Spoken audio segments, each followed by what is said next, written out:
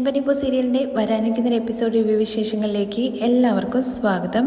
കഴിഞ്ഞ എപ്പിസോഡിൽ നമ്മൾ പറഞ്ഞിട്ടുണ്ടായിരുന്നത് സച്ചിയുടെ സ്വന്തം കാർ വിറ്റിട്ട് മഹേഷും ബാക്കിയുള്ളവരും കൂടി ചേർന്നിട്ട് ആന്റണിക്ക് കൊടുക്കാനുള്ള മുഴുവൻ പൈസയും തിരികെ കൊടുക്കുകയാണ് കേട്ടോ ചെയ്യുന്നത്.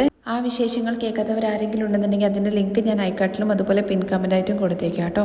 ബാക്കി വിശേഷങ്ങൾ നോക്കാം. രേവതിയുടെ വീട്ടിലാണ് കേട്ടോ കാണിക്കുന്നത്. രേവതിയും ലക്ഷ്മിയും ദേവും ഉണ്ട്. ശരത്തിനാണെങ്കിൽ ലക്ഷ്മി കഞ്ഞി കൊടുക്കുന്നുണ്ട് കേട്ടോ.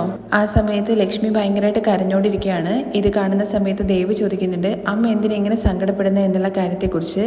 പിന്നെ ഞാൻ എന്താടി ചെയ്യേണ്ടത്? ചെറുപ്പം മുതലേ നിങ്ങൾക്ക് 3 പേർക്കും ഒരസുഖം പോലും വരാതിരിക്കാൻ വേണ്ടിയിട്ടുള്ള കാര്യങ്ങളാണ് ഞാനും നിന്റെ അച്ഛനും ഒക്കെ കൂടെ ചേർന്ന് ചെയ്തിട്ടുണ്ടായിരുന്നത്.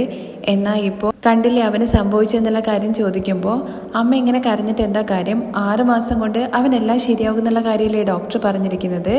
6 മാസം ഇവൻ എന്താണ് ചെയ്യാൻ വേണ്ടി പോകുന്നത്? വേദന മൊത്തം സഹിക്കണ്ടേ? അവന് സ്വന്തമായിട്ട് എന്തെങ്കിലും ഒരു ജോലി ചെയ്യാൻ വേണ്ടി പറ്റുമോ? കോളേജിൽ പോകാൻ വേണ്ടി പറ്റുമോ? എക്സാം നടന്നുകൊണ്ടിരിക്കുകയാണ്, അതൊക്കെ അവൻ എങ്ങനെ എഴുതുക എന്നുള്ള കാര്യം ചോദിച്ചുകൊണ്ട് കരഞ്ഞുകൊണ്ടിരിക്കുമ്പോൾ അമ്മ എന്തായാലും സംഭവിക്കാനുള്ളത് സംഭവിച്ചു. അമ്മ ഇങ്ങനെ സങ്കടപ്പെട്ടിട്ട് എന്താ കാര്യം? കണ്ടില്ലേ, ചേച്ചിയാണെങ്കിൽ വന്നത് മുതൽ കരഞ്ഞുകൊണ്ടിരിക്കുകയാണ്, ഒരക്ഷരം പോലും മിണ്ടുന്നില്ല. അങ്ങനെ രേവതിയെ നോക്കിയിട്ട് ദേവ് പറയുന്നുണ്ട് കേട്ടോ, ചേച്ചി ഒരു ഗ്ലാസ് ചായ ഉണ്ടാക്കി തരട്ടെ എന്നുള്ള കാര്യത്തെക്കുറിച്ച് വേണ്ട എന്ന് പറയാണ്. അങ്ങനെ എല്ലാവരും സങ്കടപ്പെട്ടുകൊണ്ടിരിക്കുന്ന സമയത്താണ് അങ്ങോട്ടേക്ക് രവി വരുന്നത്.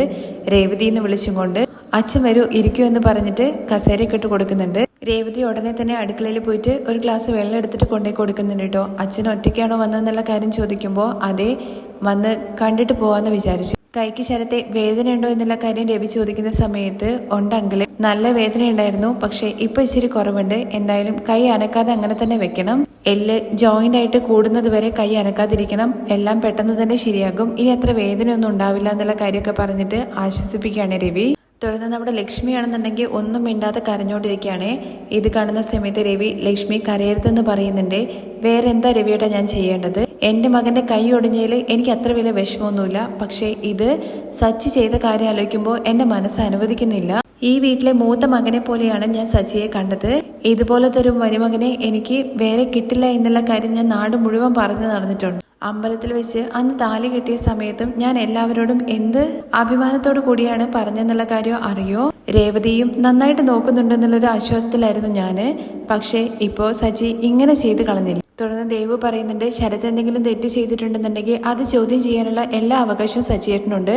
പക്ഷേ ഇങ്ങനെ കൈയൊക്കെ പിടിച്ച് ഒടിക്കുന്ന അത്രയ്ക്കും ഞങ്ങളെന്താ സച്ചിയേട്ടൻ്റെ ശത്രുക്കളാണോ എന്നൊക്കെ ചോദിക്കുകയാണ്. തുടർന്ന് ലക്ഷ്മി പറയുന്നുണ്ട്, ഇവനെ എക്സാം വരാൻ വേണ്ടി പോവുകയാണ്, ഇവൻ എങ്ങനെ എഴുതുക? 1 വർഷത്തെ പഠിപ്പ് തന്നെ പോകും. ഇനി ഞങ്ങൾ എന്താ ചെയ്യുക? ഞങ്ങളെപ്പോലത്തെ ആൾക്കാർക്ക് പഠിപ്പ് മാത്രമല്ലേ പ്രധാനമായിട്ടുള്ളത്?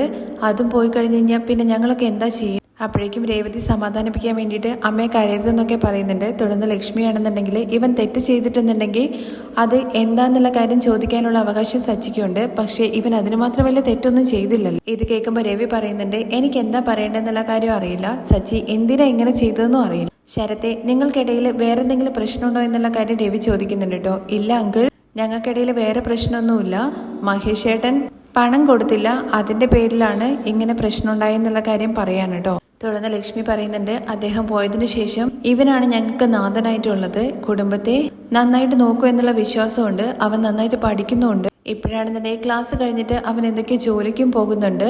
രേവതിയുടെ അച്ഛൻ പോയതിന്റെ സങ്കടം ഞങ്ങൾ ഇപ്പോഴാണ് മറന്നുകൊണ്ടിരിക്കുന്നത്.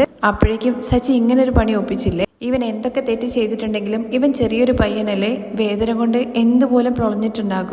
വേറെ ആരെങ്കിലും ചെയ്തതെന്ന് വെച്ച് കഴിഞ്ഞാൽ എനിക്ക് പോയി ചോദിക്കായിരുന്നു. പക്ഷേ സ്വന്തം മകനെ പോലെ കണ്ട സച്ചി തന്നെ ഇങ്ങനെ ചെയ്തില്ലേ? ഇതെനിക്ക് ഒട്ടും സഹിക്കാൻ വേണ്ടി പറ്റുന്നില്ല. അങ്ങനെ ലക്ഷ്മിയുടെയൊക്കെ സംസാരം കേൾക്കുന്ന സമയത്ത് രവി പറയുന്നുണ്ട്, ശരിക്കും പറഞ്ഞു കഴിഞ്ഞാൽ നിങ്ങളുടെ മുഖത്ത് നോക്കി സംസാരിക്കാനുള്ള അധികാരം പോലും എനിക്കില്ല. ആദ്യമായിട്ടാണ് ഞാൻ കാരണം ഈ വീട്ടിൽ ഇങ്ങനെ ഒരു അനുഭവം ഉണ്ടാവുന്നത്. ഇതിനു മുമ്പ് നടന്ന ബസ് ആക്സിഡന്റ് പോലും എന്റെ മനസ്സിൽ നിന്ന് മായാണ്ട് കിടക്കുവാണ്. ഇപ്പൊ സച്ചി എന്തിനാ ഇങ്ങനെ ഒരു കാര്യം ചെയ്തതെന്നുള്ള കാര്യം എനിക്കറിയില്ല. അവൻ മുൻകോപക്കാരൻ തന്നെയാണ്, പക്ഷേ ഒരിക്കലും ന്യായമല്ലാത്തൊരു കാര്യത്തിന് അവൻ അടിയുണ്ടാക്കാൻ പോവാറില്ല. ആരെങ്കിലും തെറ്റ് ചെയ്തു കഴിഞ്ഞു കഴിഞ്ഞാൽ അവൻ അടിക്കും. പക്ഷേ ഈ വിഷയത്തില് എന്താണ് സച്ചി ഇങ്ങനൊരു തെറ്റ് ചെയ്തതെന്ന് എനിക്ക് മനസ്സിലാവുന്നില്ല. അവനും ശരിയായിട്ടുള്ള മറുപടി പറയുന്നില്ല. അപ്പോഴേക്ക് ദേവ് ചോദിക്കുന്നുണ്ട് കേട്ടോ, സച്ചേട്ടന്റെ പക്ഷത്ത് ന്യായം ഉണ്ടെങ്കിൽ മാത്രമല്ലേ സച്ചേട്ടൻ സത്യം പറയുള്ളൂ എന്നുള്ള കാര്യത്തെക്കുറിച്ച്. അപ്പോഴേക്കും രേവതി, ദേവു നീ മിണ്ടാതിരിക്കുന്നു പറഞ്ഞിട്ട് ദേവുവിന് വായടപ്പിക്കുകയാണ്. ഇല്ല രേവതി, ദേവു പറഞ്ഞത് സത്യം തന്നെയാണ്. അവന്റെ ഭാഗത്ത് ന്യായം ഉണ്ടാവില്ല. എന്തായാലും നിങ്ങളുടെ കുടുംബത്തിനെ അത് ബാധിച്ചിട്ടുണ്ട്. ഇതിപ്പോ എങ്ങനെ ശരിയാക്കണ്ടെന്നുള്ള കാര്യം എനിക്കറിയില്ല. പക്ഷേ നടന്ന സംഭവത്തിന് ഞാൻ മാപ്പ് ചോദിക്കുന്നു എന്ന് പറയുമ്പോഴേക്കും അച്ഛ എന്ന് പറഞ്ഞ് വിളിക്കാനുണ്ടോ രേവതി. അച്ഛൻ എന്തിനാ ഇതിനൊക്കെ മാപ്പ് ചോദിക്കുന്നത്? അല്ല രേവതി, നല്ല ആളുടെ മനസ്സ് വേദനിച്ചു കഴിഞ്ഞു കഴിഞ്ഞാൽ ആരും നന്നായിട്ടിരിക്കില്ല. സച്ചി നല്ലവനാണ്, അവനെന്തോ ദേഷ്യത്തിൽ ചെയ്തതാണ്. പക്ഷെ നിങ്ങളുടെ വേദനയും കണ്ണീരും ഒരിക്കലും അവന് ശാപമായിട്ട് വരാൻ പാടില്ല. അതുകൊണ്ടാണ് ഞാൻ മാപ്പ് ചോദിക്കുന്നത് എന്നുള്ള കാര്യം പറയുമ്പോഴേക്കും രേവതി, അച്ഛൻ എന്തിനാ മാപ്പൊക്കെ ചോദിക്കുന്നത്? തുടർന്ന് പോക്കറ്റിന്ന് കുറച്ച് പണം എടുക്കുന്നുണ്ട് കേട്ടോ. എന്നിട്ട് ലക്ഷ്മി എന്ന് പറഞ്ഞ് വിളിക്കുമ്പോഴേക്കും അച്ഛ ഇപ്പൊ പണത്തിന്റെ ആവശ്യമില്ല എന്നുള്ള കാര്യം രേവതി പറയുന്നുണ്ട്. അതല്ല, പണം ഒരുപാട് ചെലവായിട്ടുണ്ടാകും. അവന് നല്ല പോഷകാഹാരങ്ങളൊക്കെ കൊടുത്താലേ പെട്ടെന്ന് തന്നെ ശരീരം റെഡിയായിട്ട് വരുള്ളൂ. അപ്പോഴേക്കും ലക്ഷ്മി പറയുന്നുണ്ട്, എൻ്റെ മകന് ഞാൻ അധ്വാനിച്ചിട്ട് കൊടുക്കാം ഭക്ഷണമൊക്കെ, അതിനുള്ള ആരോഗ്യമൊക്കെ എനിക്കിപ്പോൾ ഉണ്ട്, പണമൊന്നും വേണ്ട എന്ന് പറയണേ. ഇപ്പോൾ എൻ്റെ ഭയം രേവതിയുടെ ജീവിതം വിചാരിച്ചിട്ടാണ്. അവളുടെ ജീവിതം സുരക്ഷിതമാണോ എന്ന് ആ വീട്ടിൽ എന്നുള്ള കാര്യത്തെക്കുറിച്ച് ഓർത്ത് എനിക്ക് ഭയമുണ്ട്. അച്ഛനില്ലാതെ ഒരു കുഞ്ഞിനെ ഇങ്ങനെ അടിച്ചവൻ ചതച്ചില്ലേ, എല്ല് ഒടിഞ്ഞു പോയി ഒരിക്കലും ചേരാത്ത അവസ്ഥ വന്നാൽ ഞാൻ എന്ത് ചെയ്യുന്നു ചെയ്യുക? അത്രയും മോശമായ രീതിയിലാണ് അവൻ നടന്നത്. നാളെ എൻ്റെ മകളെയും ഇതുപോലെ അടിക്കുമോ എന്നുള്ള ഭയം എനിക്കുണ്ട്. ഇത് കേൾക്കുമ്പോൾ രവി പറയുന്നുണ്ട്, അവൻ അങ്ങനെയൊന്നും ചെയ്യുന്നവനല്ല. രേവതിയുടെ അടുത്ത് ഒരുപാട് സ്നേഹമുള്ളവനാണ് അവൻ. ഇവിടെ വരുന്ന സമയത്ത് എല്ലാവരോടും സ്നേഹത്തോടു കൂടി തന്നെയാണല്ലോ അവൻ പെരുമാറിയിട്ടുണ്ടായിരുന്നത്. പക്ഷേ കണ്ടില്ലേ അവന്റെ കൈ ഒടിച്ചു വെച്ചിരിക്കുന്നത്. അവരൊക്കെ എപ്പോഴാ മാറുക എന്നുള്ള കാര്യം പറയാൻ വേണ്ടി പറ്റില്ലല്ലോ. ഇങ്ങനെ ഒരുത്തന്റെ കൂടെ എൻ്റെ മകൾ എങ്ങനെ ജീവിക്കും? നിങ്ങളുടെ ഭയം എനിക്ക് മനസ്സിലാവുന്നുണ്ട്. പക്ഷേ ഒരു കാര്യം ഞാൻ പറയാം, സച്ചി ഒരിക്കലും തെറ്റ് ചെയ്യാതെ ആരുടെ മേലും കൈവെക്കില്ല.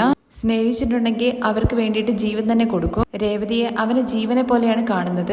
എന്തായാലും അവളെ ഒരിക്കലും വിഷമിപ്പിക്കില്ല അവൻ. ഇതിൽ കൂടുതൽ എന്താ നിങ്ങളുടെ അടുത്ത് പറയേണ്ടതെന്ന് എനിക്കറിയില്ല. ഞാൻ വരട്ടെ എന്ന് പറഞ്ഞിട്ട് രവി അവിടെ നിന്ന് പോവാണേ. രവി പോയ ഉടനെ തന്നെ നമ്മുടെ രേവതിയാണെന്നുണ്ടെങ്കിൽ ലക്ഷ്മിയുടെ അടുത്ത് ചോദിക്കുന്നുണ്ട് കേട്ടോ, അമ്മ എന്തിനാ അച്ഛൻ്റെ അടുത്ത് ഇങ്ങനെയൊക്കെ സംസാരിച്ചത് എന്നുള്ള കാര്യം. എടി ഞാൻ പിന്നെ വേറെ ആരുടെ അടുത്ത് പോയിട്ടാടി പറയാ, അവരുടെ മകൻ തന്നെയല്ലേ ഇങ്ങനെ ചെയ്തത്. അമ്മയൊന്നും മിണ്ടാതിരിക്കും. ഇപ്പൊ നേരെ പോയിട്ട് അച്ഛൻ സച്ചേട്ടൻ്റെ അടുത്ത് ദേഷ്യം പറയും. അതിനും കൂടി ചേർത്തിട്ട് അവരെന്നെ ആയിരിക്കും ചീത്ത വിളിക്കാൻ വേണ്ടി പോകുന്നത്. ഇങ്ങനെ പേടിച്ച് ജീവിക്കുന്നത് കാണുമ്പോഴാണ് എനിക്ക് പേടിയാവുന്നത്. ഇപ്പൊ സച്ചേട്ടനെ അച്ഛൻ അവിടെ ചെന്നിട്ട് എന്തെങ്കിലും പറഞ്ഞു കഴിഞ്ഞു കഴിഞ്ഞാൽ എന്തൊക്കെയാണോ നടക്കാൻ വേണ്ടി പോകുന്നത് എന്നുള്ള ടെൻഷനിലാണ് കേട്ടോ നമ്മുടെ രേവതി. തുടർന്ന് കാണിക്കുന്നത് നമ്മുടെ സുധിയാണെങ്കിൽ റെസ്റ്റോറൻറ്റിൽ ജോലി ചെയ്തുകൊണ്ടിരിക്കുകയാണല്ലോ. അവിടേക്ക് പാർക്കിലെ ഫ്രണ്ട് ഉണ്ടല്ലോ നമ്മുടെ പലിശയ്ക്ക് കൊടുക്കുന്നത്, ആ ആള് സുധി അവിടെ വർക്ക് ചെയ്യുന്നുണ്ടെന്നുള്ള കാര്യം മനസ്സിലാക്കിക്കൊണ്ട് തന്നെയാണ് കേട്ടോ അങ്ങോട്ടേക്ക് വന്നത്. പക്ഷേ സുധിയാണെന്നുണ്ടെങ്കിൽ അദ്ദേഹത്തിനെ കാണുന്ന സമയത്ത് മറിഞ്ഞു നിൽക്കുകയാണ്. പക്ഷേ സുധിയെ കയ്യോടെ കൂടി പൊക്കുന്നുണ്ട്. നീ എന്നെ കണ്ടപ്പോൾ മറിഞ്ഞതെന്നുള്ള കാര്യം എനിക്കറിയാം. അല്ല ബ്രോ എന്ന് പറയണേ, നീ ഇവിടെ വർക്ക് ചെയ്യുന്നുണ്ടെന്നുള്ള കാര്യം അറിഞ്ഞുകൊണ്ട് തന്നെ ഞാൻ ഇങ്ങോട്ട് വന്നതെന്ന് പറയുന്നുണ്ട് കേട്ടോ. അങ്ങനെ സീറ്റിൽ പോയി ഇരിക്കുന്നുണ്ട്. അത് കഴിഞ്ഞ് ഇവിടെ ഭയങ്കര ചൂടാണല്ലോ, AC വളരെ കുറവാണല്ലോ. നമ്മൾ പാർക്കിലിരിക്കുന്ന സമയത്ത് ഇതിനേക്കാൾ നല്ല ചിൽ എന്നുള്ള കാര്യങ്ങളെക്കുറിച്ചൊക്കെ പറയുകയാണേ. നീ എന്താ ഇപ്പോൾ കുറേ നാളായിട്ട് പാർക്കിലേക്കൊന്നും വരുന്നില്ലല്ലോ? ഇല്ല ബ്രോ, ഞാനിവിടെ ജോലി ചെയ്യാന്ന് പറയണേ. ആഹാ, നിന്റെ നിപ്പ് കണ്ടപ്പോഴേ എനിക്ക് മനസ്സിലായി ഓർഡർ എടുക്കാൻ വേണ്ടി വന്നതെന്നുള്ള കാര്യം. നീ എന്തോ വലിയ ബിസിനസ് സ്റ്റാർട്ട് ചെയ്യാൻ വേണ്ടി പോവാണെന്നും മൾട്ടി മില്യണർ ആവാൻ വേണ്ടി പോവാന്നുള്ള കാര്യങ്ങളെക്കുറിച്ചൊക്കെ പറഞ്ഞല്ലോ. അത് ബ്രോ, എനിക്ക് വേറെ ജോലി കിട്ടാത്തതുകൊണ്ടാന്നുള്ള കാര്യം പറയുന്നുണ്ടേ. നിന്നേക്കാൾ മുമ്പ് ജോലി അന്വേഷിക്കാൻ തുടങ്ങിയവനാണ് ഞാൻ. എന്നിട്ട് എനിക്ക് തന്നെ ഇതുവരെ ജോലിയൊന്നും കിട്ടിയിട്ടില്ല. അതുകൊണ്ടല്ലേ ഞാൻ പലിശയ്ക്ക് പൈസ കൊടുക്കുന്നത്. പിന്നെ നിന്റെ ഒരു സ്റ്റാൻഡേർഡ് അനുസരിച്ചിട്ട് നിനക്ക് ഇത് തന്നെയാണ് ഏറ്റവും ജോലി. നിനക്ക് നന്നായിട്ട് സംസാരിക്കാൻ അറിയാലോ. അല്ല, നിനക്ക് എന്തെങ്കിലും ആക്സിഡന്റ് ആയോ എന്നുള്ള കാര്യം ചോദിക്കുന്നുണ്ട് കേട്ടോ ബ്രോ. ഇല്ല എന്ന് സുധി പറയുന്നുണ്ട്. പിന്നെന്താ, ഫോൺ ഡാമേജ് ഒന്നും ആയിട്ടില്ല അല്ലേ? അപ്പം ഇല്ല. പിന്നെന്താ, ഞാൻ വിളിക്കുന്ന സമയത്ത് നിന്റെ ഫോൺ എപ്പോഴും നോട്ട് റീച്ചബിള്? അല്ല, അത് ഞാൻ ഇവിടെ ജോലി ചെയ്യുന്ന സമയത്ത് ഇവിടെ നെറ്റ്വർക്ക് ഭയങ്കര ഇഷ്യൂ ഉണ്ടെന്ന് പറയണേ. ഓഹോ, രാത്രി 1 മണിക്കും നിനക്ക് നെറ്റ്വർക്ക് ഇഷ്യൂ ആണോ? അപ്പോഴും നീ ഇവിടെ ഇരുന്നിട്ട് മാവാട്ടിക്കൊണ്ടിരിക്കുകയായിരുന്നോ? അയ്യോ ഇല്ല ബ്രോ, നീ എന്റെ നമ്പർ ബ്ലോക്ക് ചെയ്തു അല്ലേ? എന്റെ കയ്യിൽ നിന്ന് പലിശയ്ക്ക് പണം മേടിച്ചത് മറന്നുപോയെന്ന് ചോദിക്കുകയാണേ ബ്രോ. അയ്യോ ഇല്ല, ഞാൻ നേരിട്ട് വന്നിട്ട് പണം തരാന്ന് വിചാരിച്ചത്. നിന്നെ കുറിച്ച് എനിക്ക് നന്നായിട്ട് അറിയില്ലേ സുധി? നീ നിന്റെ ഭാര്യയ്ക്ക് നിന്നെ ഹൽവ കൊടുത്തവനല്ലേ? എനിക്ക് ജാഗ്രി തരാന്ന് നീ വിചാരിച്ചു? സുധി, നിനക്ക് എന്നെ കുറിച്ചിട്ട് നന്നായിട്ട് അറിയില്ല. നിന്റെ കയ്യിൽ നിന്ന് ആധാർ കാർഡ് മേടിച്ചിട്ട് ഞാൻ ഫോട്ടോ എടുത്തത് നിനക്ക് ഓർമ്മയുണ്ടോ? ഇങ്ങനെ കാശ് മേടിച്ചിട്ട് മുങ്ങുന്നവനെ കണ്ടുപിടിക്കാൻ വേണ്ടിയിട്ടാണ്. എന്താ നീ നോക്കുന്നത്? എന്റെ കയ്യിൽ നിന്ന് ഒരുപാട് ആൾക്കാർ കടം മേടിച്ചിട്ടുണ്ട്. ഡോക്ടർ, എഞ്ചിനീയർ, വക്കീല്, അവര് മാത്രമല്ല പോലീസ് ഡിപ്പാർട്ട്മെന്റിലുള്ള ആൾക്കാർ വരെയുണ്ട്. അവരുടെ അടുത്ത് ഞാൻ ഡീറ്റെയിൽസ് കൊടുത്തിട്ടേ നീ എവിടെയാന്നുള്ള കാര്യം കണ്ടുപിടിക്കാൻ വേണ്ടി പറഞ്ഞു. നിന്റെ ടെലിഫോൺ സിഗ്നൽ വെച്ചിട്ട് അവരെവിടെയാണെന്നുള്ള കാര്യം പറഞ്ഞു. നീ ഏരിയയിലുള്ളതെന്നുള്ള കാര്യം എനിക്ക് മനസ്സിലായി. 2-3 ദിവസമായിട്ട് ഈ ഏരിയയിലുള്ള കടകളൊക്കെ കയറി ഇറങ്ങി. ഇന്ന് ഞാൻ നിന്നെ കണ്ടുപിടിച്ചു. നീ എൻ്റെ അടുത്ത കളിക്കുന്നതെന്നൊക്കെ പറയുന്ന സമയത്ത് ഇല്ല ബ്രോ, ഞാൻ നിനക്ക് പണം തരണ്ടെന്നൊന്നും വിചാരിച്ചിട്ടില്ല. ശമ്പളം വന്നു കഴിഞ്ഞാൽ ഉടനെ തന്നെ നിന്നെ തേടി പിടിച്ചിട്ട് കൊണ്ടുതരാന്ന് വിചാരിച്ചിരിക്കുകയായിരുന്നു. ഈ ഹോട്ടലിൽ വടയുണ്ടോ എന്നുള്ള കാര്യം ചോദിക്കുമ്പോൾ രാവിലെ തന്നെ തീർന്നു എന്ന് പറയണേ. പിന്നെ നീ നാവില് വടയിട്ട് ഉരുട്ടുവാണോ? നീ എന്നെ കണ്ട ഉടനെ തന്നെ പോയിട്ട് ഒളിക്കാൻ വേണ്ടി ശ്രമിച്ചില്ലേ? നീ എവിടെ ഒളിച്ചാലും നിന്നെ ഞാൻ കണ്ടെത്തും. കാശ് വിഷയത്തിൽ ഫ്രണ്ടൊന്നും എനിക്കില്ല.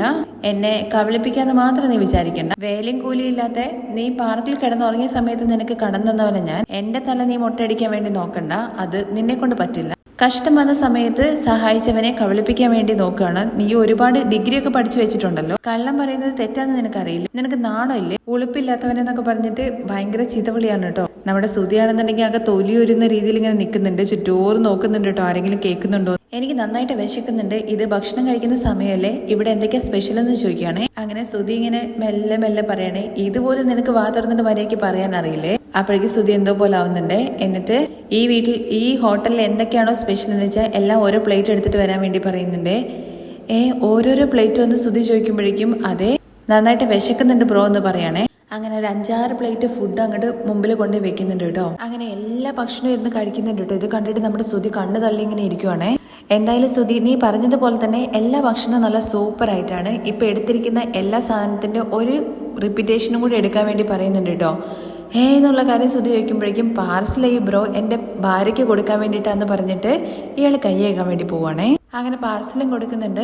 കൈ കഴുകി വരുമ്പോഴേക്കും ബില്ലുമായിട്ട് വരികയാണ് കേട്ടോ ശ്രുതി. ഇതെന്താന്നുള്ള കാര്യം ചോദിക്കുകയാണേ. ഞാൻ ടിഷ്യൂ പേപ്പർ അവിടുന്ന് യൂസ് ചെയ്തതാണല്ലോ ഹാൻഡ് വാഷ് ചെയ്തതിന് ശേഷം എന്ന് പറയുമ്പോൾ അയ്യോ ഇത് ടിഷ്യൂ പേപ്പർ അല്ല ബില്ലാണെന്ന് പറയാണേ.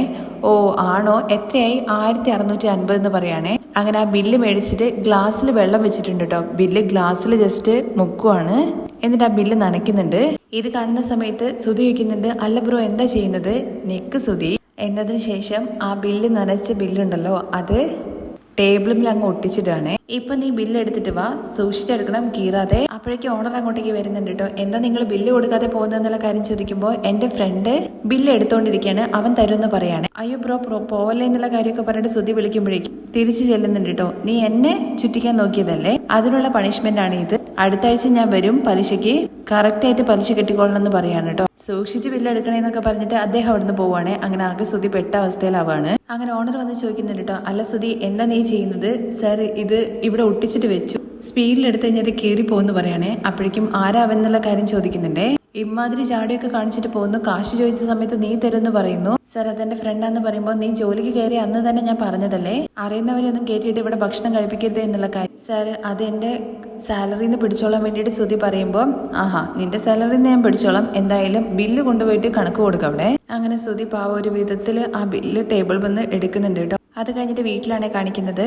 ചന്ദ്രമതി രവി അവിടെ അങ്ങനെ കിടക്കുന്നുണ്ട്. ആ സമയത്ത് വന്ന് ചോദിക്കുന്നുണ്ട്, വലിയ കാര്യത്തിൽ നിങ്ങൾ പണമൊക്കെ എടുത്തിട്ട് പോയിട്ടുണ്ടായിരുന്നല്ലോ, എന്താ മൊത്തം അവിടെ പണം കൊടുത്തിട്ട് വന്നോ, അല്ലെങ്കിൽ ഇനിയും വേണമെന്ന് പറഞ്ഞോ? നിങ്ങളുടെ മകൻ നാട്ടിലുള്ളവരെയൊക്കെ പോയി തല്ലും, നിങ്ങളാണെങ്കിൽ പോയിട്ട് പണം കൊടുത്തു വരും. അവൻ അടിച്ചവർക്കൊക്കെ പണം കൊടുക്കാൻ വേണ്ടി നിന്ന് കഴിഞ്ഞാല് ഇവിടെയുള്ള സ്വത്ത് വിറ്റാലും തികയില്ല. ഇത് കേൾക്കുമ്പോൾ രവി പറയുന്നുണ്ട്, നിനക്കാണ് പണം എപ്പോഴും വലുതായിട്ട് തോന്നുന്നത്. രേവതിയുടെ അമ്മ 1 രൂപ പോലും ചോദിച്ചില്ല, വാങ്ങിയിട്ടുമില്ല. അവര് പണത്തിന് ആഗ്രഹിക്കുന്നവരല്ല. ഞാനാണ് എന്റെ മനസ്സിന് തോന്നിയതുപോലെ പണം കൊടുത്തിട്ട് വരാന്ന് വിചാരിച്ചത്. അവരുടെ വിഷമം അവരുടെ പയ്യന്റെ ജീവിതത്തെ കുറിച്ച് ഓർത്തിട്ടാണ്. ഓ അപ്പൊ കാശ് മേടിച്ചില്ലേ? അല്ലെങ്കിലും ഇപ്പൊ അവരുടെ മകളാണെന്നുണ്ടെങ്കിൽ പൂക്കട വെച്ചിട്ട് നന്നായിട്ട് സമ്പാദിക്കുന്നുണ്ടല്ലോ. ആ സമയത്ത് നമ്മുടെ രേവതി ഇങ്ങനെ കയറി വരുന്നുണ്ട്. അത് അവള് കൊടുത്തോളൂ എന്നൊക്കെ പറയുന്നത് നമ്മുടെ രേവതി കേൾക്കുന്നുണ്ട്. നീ വാ വെച്ച് മിണ്ടാതിരിക്കേ ചന്ദ്രമതി എന്ന് പറയുമ്പോഴേക്കും രേവതി അങ്ങോട്ടേക്ക് വന്നിട്ട്, അച്ഛ അമ്മ പറഞ്ഞതൊന്നും മനസ്സിൽ വെക്കരുത്, അവരെന്തോ സങ്കടത്തിൽ അങ്ങനെ പറഞ്ഞു പോയതാണ്. ഇത് കേൾക്കുമ്പോൾ രവി പറയുന്നുണ്ട്, അവര് പറഞ്ഞതിൽ ഒരു തെറ്റുമില്ല, അവരുടെ അവസ്ഥ അങ്ങനെയല്ലേ എന്ന് പറയുമ്പോഴേക്കും ചന്ദ്രമതി ചോദിക്കുന്നുണ്ട് കേട്ടോ, രവിയേട്ട നിങ്ങൾ എന്താ അവര് പറഞ്ഞത്? എടി എന്താടി നിന്റെ അമ്മ പറഞ്ഞതെന്ന് ചോദിച്ചിട്ട് രേവതിയുടെ നെഞ്ചത്തോട്ട് കയറാണേ ചന്ദ്ര. ഇവരെന്താ ചീത്ത വിളിച്ച് അവിടുന്ന് പറഞ്ഞു വിട്ടോ എന്നുള്ള കാര്യം ചോദിക്കുമ്പോൾ ചന്ദ്രേ അവര് ഇപ്പോഴും എന്റെ മേലുള്ള മര്യാദ ഇപ്പോഴും അവർ കാത്തു സൂക്ഷിക്കുന്നുണ്ട്, അതവര് എനിക്ക് തരുന്നുണ്ട്. എന്നാൽ അവർ തരുന്ന മര്യാദയുടെ ആ ഒരു രീതിയിൽ എനിക്ക് നിൽക്കാൻ വേണ്ടി പറ്റുന്നില്ല. അത് ഓർക്കുമ്പോഴാണ് എനിക്ക് വിഷമാവുന്നത്. അപ്പോഴേക്ക് സച്ചി അങ്ങോട്ടേക്ക് വരുന്നുണ്ട്. സച്ചിയെ കാണുന്ന സമയത്ത് രവി നിൽക്കുക എന്ന് പറഞ്ഞിട്ട് അരികിലേക്ക് ചെല്ലുവാണേ. അങ്ങനെ രവി സച്ചിയെയും കൂട്ടിയിട്ട് തനിയെ സംസാരിക്കാൻ വേണ്ടി പോകുന്നുണ്ടല്ലോ. അപ്പോഴേക്ക് രേവതിയുടെ അടുത്ത് ചന്ദ്ര ചോദിക്കുന്നുണ്ട്, എന്തിനാണ് രവിയേട്ടൻ സച്ചിയെ ഒറ്റയ്ക്ക് കൂട്ടിക്കൊണ്ടുപോയിട്ട് സംസാരിക്കാൻ വേണ്ടി പോകുന്നതെന്ന് ചോദിക്കുമ്പോൾ അത് അച്ഛൻ്റെ അടുത്ത് ചോദിക്കാൻ വേണ്ടി പറയാനുണ്ട് രേവതി. അപ്പോഴേക്കും ചന്ദ്രമതി പറയുന്നു, നിന്റെ നാക്കിനൊരു നീളത്തിനൊരു കുറവുമില്ല, അവനിപ്പം നിന്റെ അനിയന്റെ കൈ ഒടിച്ചില്ലേ, ഇനി അധികം വൈകാതെ നിന്നെ ചവിട്ടി മരിച്ചിട്ട് നിന്റെ കൈ ഒടിക്കാൻ വേണ്ടി പോകുകയാണ്, സൂക്ഷിച്ചും കണ്ടു നിന്നോ എന്ന് പറഞ്ഞിട്ട് അവിടുന്ന് പോവാനുണ്ട് ചന്ദ്ര. തുടർന്ന് നമ്മുടെ രവിയാണെന്നുണ്ടെങ്കിൽ സച്ചിയുടെ അടുത്ത് പറയുന്നുണ്ട്, നിന്നെ കുറിച്ചിട്ട് നല്ലത് പറഞ്ഞുകൊണ്ട് അഭിമാനിക്കാൻ വേണ്ടിയിട്ട് ഒരുപാട് കാര്യങ്ങളുണ്ട്, പക്ഷെ നിന്റെ ദേഷ്യം അതെല്ലാം മറക്കുകയാണ്. ഇത് കേൾക്കുമ്പോൾ സച്ചി ചോദിക്കുന്നുണ്ട്, ഞാൻ എന്താ ചെയ്തത്? ഞാൻ രേവതിയുടെ വീട്ടിൽ പോയിട്ട് അവളുടെ അനിയനെ കണ്ടിട്ടാ വന്നത്. അവന്റെ കയ്യിൽ അത്രയും വലിയ കെട്ടുവിട്ടിട്ടാണ് അവൻ അവിടെ ഇരിക്കുന്നത്. കാണുന്ന എനിക്ക് തന്നെ സഹിക്കാൻ വേണ്ടി പറ്റുന്നില്ല. പിന്നെ എങ്ങനെയാണ് ആ കുടുംബം സഹിക്കുക? അവർ ചോദിച്ചതിന് മറുപടി പറയാൻ വേണ്ടി പറ്റാതെ തലകുനിച്ച് എനിക്ക് നിൽക്കേണ്ടി വന്നു എന്നുള്ള കാര്യം പറയുമ്പോൾ അച്ഛൻ എന്തിനാ അങ്ങനെ നിന്നത്? എന്താ ആ ശരത്ത് അച്ഛൻ്റെ അടുത്ത് എന്തെങ്കിലും പറഞ്ഞു? അവന് കുറച്ച് ഭ്രാന്ത് പിടിച്ചവനാണ്. അവൻ എന്തെങ്കിലും പറഞ്ഞിട്ടുണ്ടോ? അവൻ എന്താ അച്ഛൻ പറഞ്ഞത്? ഈ ദേഷ്യമാണ് നിനക്ക് വേണ്ടെന്ന് ഞാൻ പറഞ്ഞത്. ചെറിയ പയ്യനാണ് അവൻ. അവന്റെ അടുത്ത് എന്തിനാ ഇത്രയും ദേഷ്യം വെച്ചിരിക്കുന്നത്? രേവതിയുടെ അമ്മ അത്രയും കരയുന്നുണ്ട്. അവരുടെ അടുത്ത് സമാധാനിപ്പിക്കാൻ വേണ്ടിയിട്ട് ഒരു വാക്ക് പോലും എനിക്ക് പറയാൻ പറ്റാത്ത അവസ്ഥയായി. അവരുടെ മകന് അങ്ങനെ ഒരു അവസ്ഥ വരുന്ന സമയത്ത് ആ അവസ്ഥയ്ക്ക് കാരണമായവനെ ആ അമ്മ എന്തായാലും ശപിക്കും. സ്വന്തം മകളുടെ ഭർത്താവ് ഇങ്ങനെ ചെയ്തല്ലോ എന്നുള്ള കാര്യം ഓർക്കുമ്പോൾ അവർക്കത് താങ്ങാനേ പറ്റില്ല. അപ്പോഴേക്കും ഇവരുടെ സംസാരം നമ്മുടെ രേവതി അവിടെ നിന്ന് കേൾക്കുന്നുണ്ട്. അവരെ മകനെ എന്ത് രീതിയിലാണ് നീ അടിച്ചിരിക്കുന്നത്? അവരുടെ അടുത്ത് എന്നെ കൊണ്ട് ഒരു മറുപടി ഒരു സമാധാന വാക്ക് പോലും പറയാൻ പറ്റില്ല എന്നൊക്കെ പറയുന്ന സമയത്ത് അച്ഛൻ എന്തിനാ അവിടെ പോയത്? എങ്ങനെയാണ് ഞാൻ അവിടെ പോവാതിരിക്കുക? അവരും നമ്മുടെ കുടുംബമാണ്. അവർക്കെന്ന് പറയാൻ വേറെ ആരോ ഉള്ളത്? രേവതി നിനക്ക് നല്ലൊരു ഭാര്യയായിട്ടാണ് നടക്കുന്നത്. നിന്റെ അമ്മ അങ്ങനെ ഇങ്ങനെയൊക്കെ പറഞ്ഞിട്ടുണ്ടെങ്കിലും ഒരിക്കലും നിന്റെ അമ്മയെ പോലും മോശപ്പെടുത്തുന്ന രീതി സംസാരിക്കാതെയാണ് രേവതി നടക്കുന്നത്. അവർക്ക് താങ്ങായിട്ട് വേണം നീ നിൽക്കാൻ വേണ്ടിയിട്ട്. അവരുടെ കുടുംബം കഷ്ടപ്പെടാൻ വേണ്ടിയിട്ട് നീ കാരണമായിട്ട് നിൽക്കാൻ പാടുണ്ടോ? നീ എന്താണ് ഇങ്ങനെയൊക്കെ ചെയ്യുന്നത്? നീ നിന്റെ ഇഷ്ടത്തിന് വിട്ടത് തെറ്റായിപ്പോയി. ഇത് കേൾക്കുന്ന സമയത്ത് സച്ചി പറയുന്നുണ്ട്, അച്ഛ ഞാൻ ഒരു തെറ്റും ചെയ്തിട്ടില്ല. നീ അവന്റെ കൈ പിടിച്ച് ഓടിച്ചില്ലേ? അവന്റെ പഠിപ്പ് പോയെന്നുള്ളൊരു വിഷമത്തിലാണ് അവന്റെ അമ്മ. നീ ഇതുവരെ തെറ്റ് ചെയ്തവരുടെ മേല് തട്ടിക്കയറിയിട്ടുണ്ട്. പക്ഷെ എന്നാലും ഇത്രയും ദേഷ്യത്തിൽ നിന്നിട്ടില്ലല്ലോ. അത് നിന്റെ കൂടെ പറപ്പാടാ. അതിന്റെ ഉത്തരവാദിത്വം നിനക്കില്ല. നാഥനില്ലാത്ത വീടാണെന്നൊക്കെ പറയുമ്പോഴേക്കും സച്ചിക്ക് ദേഷ്യം വരണം കേട്ടോ. അതുകൊണ്ടാണ് അച്ഛ, അതിനാണ് അച്ഛൻ ഞാൻ അവനെ അടിച്ചെന്നൊക്കെ പറയുന്നുണ്ട്.